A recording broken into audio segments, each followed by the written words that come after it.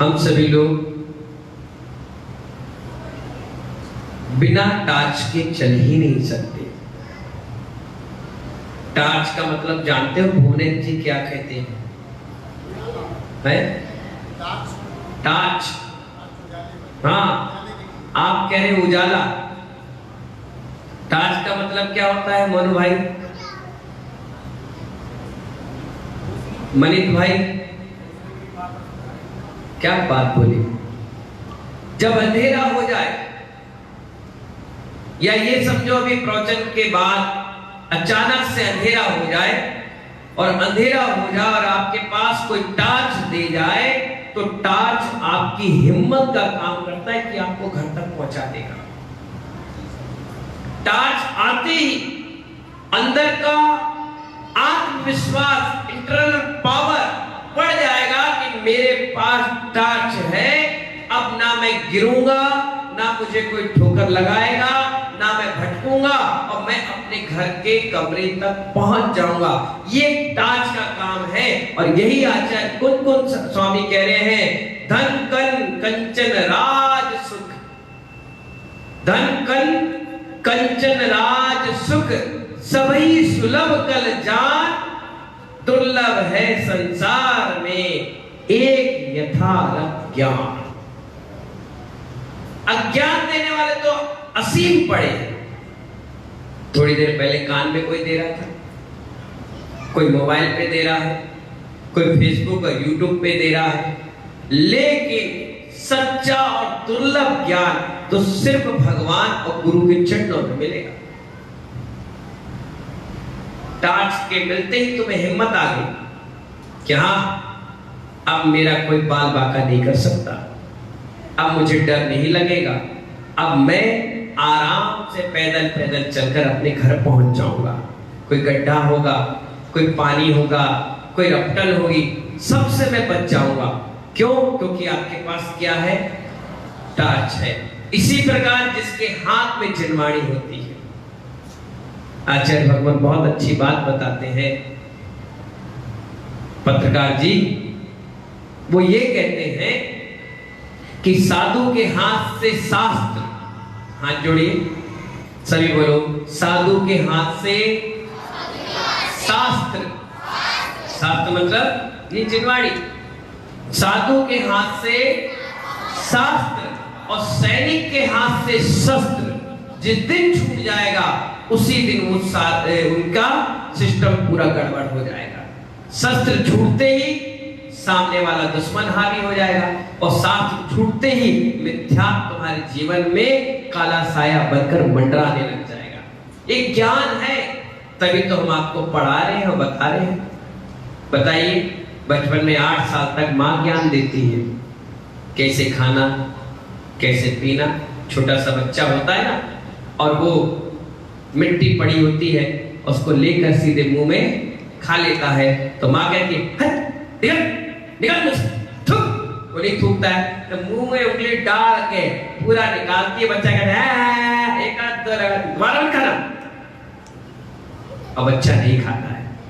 अब जब जब वो मिट्टी को देखेगा, तो माँ का थप्पड़ उसे याद आएगा कि माँ ने क्या कहा था, ये मिट्टी नहीं खाना। जैसे ही वो दीपक देखेगा, चमचमाता दीपक देखेगा, वो छूने की हिम्मत करेगा।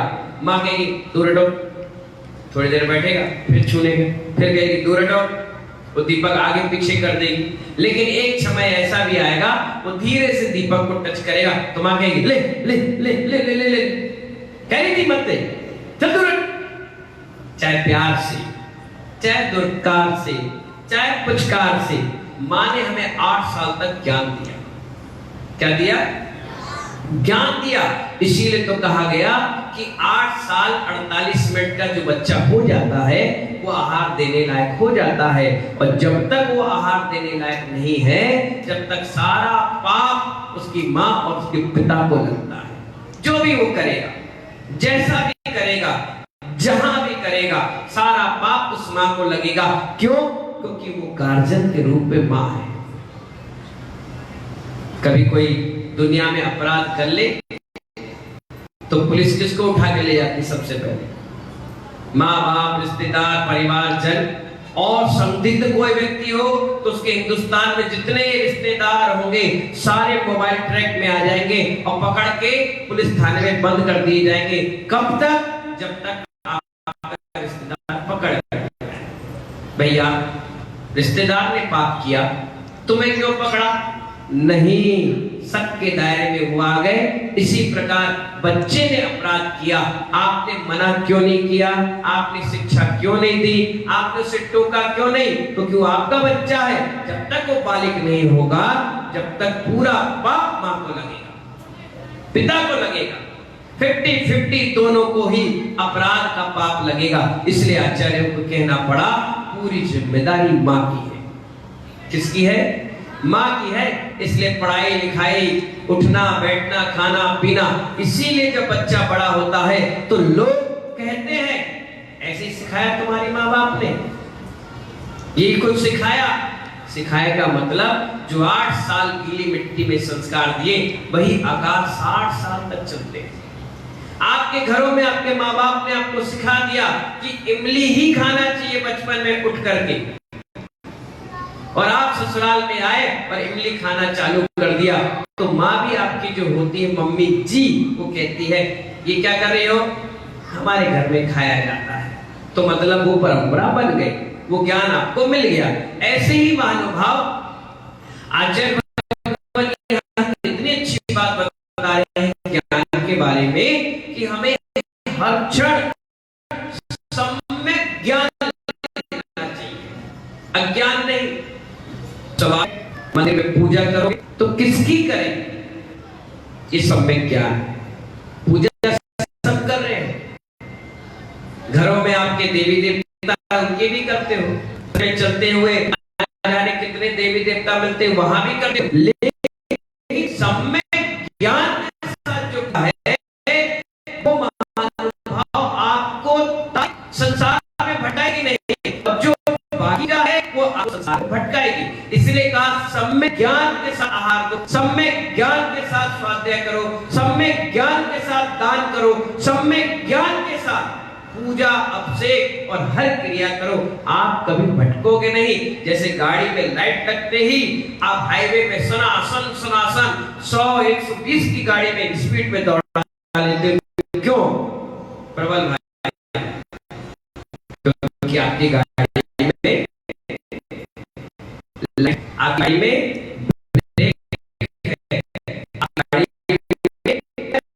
चीज रहती है, गाड़ी ब्रेकर और लाइट,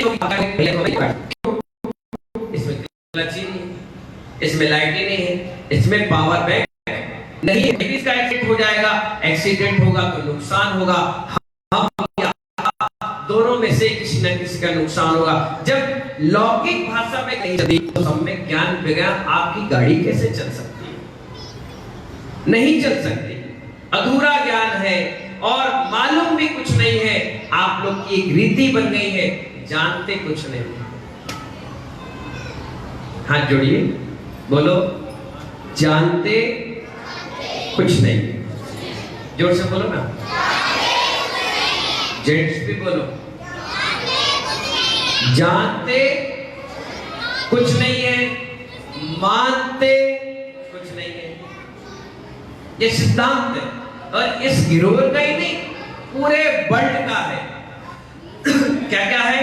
जानते, जोर से बोलो ना, हाथ जोड़कर बोलो, जानते कुछ नहीं है, मानते कुछ नहीं है, फोकट में तानते हैं। क्या बोला मैंने? जानते, मालूम कुछ नहीं है।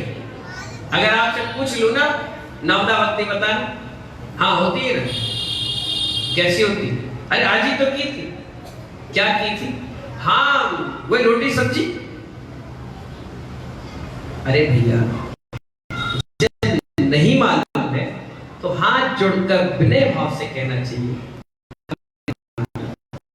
कोई पैसे लगेगा या कोई आपका गला पकड़ रहा है, कोई आपको नहीं, कोई आपको पूछता है कृष्णा की अम्मा। मुझसे भी आकर लोग कहते हैं महाराज जी ये बताओ ना, अब मुझे मालूम होगा तो मैं कह देता हूं हाँ ये ऐसा है, और अगर नहीं मालूम होगा तो मैं अहंकार नहीं करता, ये फालतू का सवाल मत पूछना। नहीं, मैं क्या कहता हूं, मुझे नहीं मालूम, मैं ढूंढ कर बता दूंगा। इससे क्या हो, विनम्र भाव हुआ, आप अज्ञानी नहीं कहलाएंगे। माने आप हो नहीं, जानते आप हो नहीं, अब मालूम भी नहीं है। एक व्यक्ति कह रहा था ऐसा होगा वैसा होगा, ये होगा वो होगा। मैंने कभी तुमने किया? बोले नहीं। कभी करवाया? बोले नहीं। कभी कुछ किया है? बोले हमें पता ही नहीं है। बोले चिल्ला क्यों रहा है, क्यों चिल्ला रहा है? शांति से देख, आनंद ले, जानते आप हो नहीं और मानते भी नहीं हो। और मीटिंग होगी तो ना सब्जेक्ट भी नहीं पता, सब्जेक्ट भी नहीं पता किस विषय पे मीटिंग हो रही है, क्या बात हो रही है। वो तो बाहर खड़ा था, किसी ने कहा मीटिंग हो रही है, दो लोग जोर से बोल रहे थे, वो आगे हाँ क्या हुआ बताना? कुछ नहीं भैया, तो बात कर रहे। अच्छा कुछ हो जाए तो बता देना। तो ऐसे लोग कौन है? जानते भी नहीं है, मानते भी नहीं है, और क्या करते हैं? उनको काम बिगाड़ना है, उनकी आदत में है। पेट में भी कैसे रहेंगे उनको पता नहीं। उनके माँ पिता भी बड़े हैरान और परेशान हुए होंगे कि ये व्यक्ति पेट में 9 महीने रहा कैसे। तो ऐसे लोग ना जानते हैं और ना मानते हैं, तानते हैं। ऐसे लोग को नीचे भी जगह नहीं मिलती, वो वहां भी उधम मचाएंगे, भटकते रहते हैं भटकती आत्माओं की तरह। इसीलिए अपन को जानना भी है और शब्द सा मानना भी है, और तानना नहीं है, अपने जीवन में उतारना है। समझ में आ रहा है? इसलिए आचार्य कहते हैं बिना सम्यक ज्ञान के अगर आप गाड़ी चढ़ाओगे तो नियम से एक्सीडेंट होगा, रिस्क होगा, अपनी जान जोखिम में फैलाओगे, और कहीं ना कहीं आप टूटे फूटे स्थिति में मिलोगे। इसलिए ज्ञान यानी लाइट, ऐसा दीपक लगाओ जिससे आपको कभी परेशानी ना आए। आचार्य कहते हैं सम्यक दुर्लभ ज्ञान है। कौन सा ज्ञान है? दुर्लभ ज्ञान है। मैं आपको फ्री में दे रहा हूं, इसलिए आप उसकी कदर नहीं समझोगे। और यही 500 रुपए का टिकट लग जाए, क्या कहा सुधीर भैया? 500 रुपए का टिकट लग जाए, धक्के खा खा के लाइन में लगो, ऑनलाइन बुकिंग हो, और कहा जाए कि आप लेट हो गए, अब कल शो चालू होगा, कल प्रवचन मिलेगा, 4 दिन 5 दिन के बाद आपका नंबर आए, दरवाजे में घंटे खड़े रहो, उसके बाद आपको स्पीच सुनने लगेगी, तब आप एक एक शब्द बड़े ध्यान से सुनोगे।